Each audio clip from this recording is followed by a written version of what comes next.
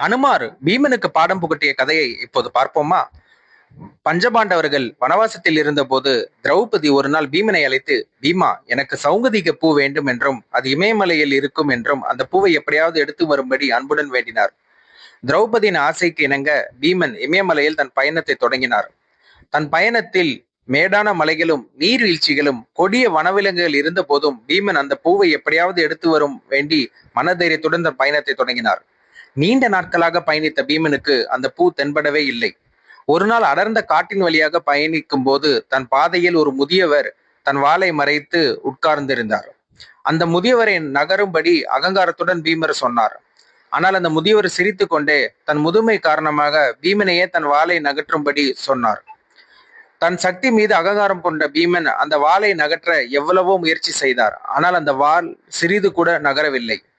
இதனால் அங்கு அமர்ந்திருப்பவர் முதியவர் அல்ல, ஒரு தெய்வீக பிறவி என்று அறிந்த பீமன் தன்னை மன்னிக்கும்படி வேண்டி அந்த முதியவர் யார் என்று அன்புடன் கேட்டார். அந்த முதியவர் ஹனுமாராக காட்சி கொடுத்து பீமனுக்கு ஆசி வழங்கினார். அகங்காரம் இல்லாமல் உடல் பலத்துடன் இருப்பதே முழுமையான சக்தி என்று பீமனுக்கு பாடமும் புகட்டினார்.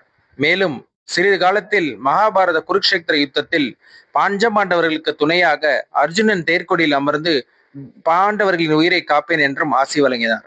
இதுவே ஹனுமார் பீமனுக்கு பாடம் புகட்டிய கதையாகும். நன்றி, வணக்கம்.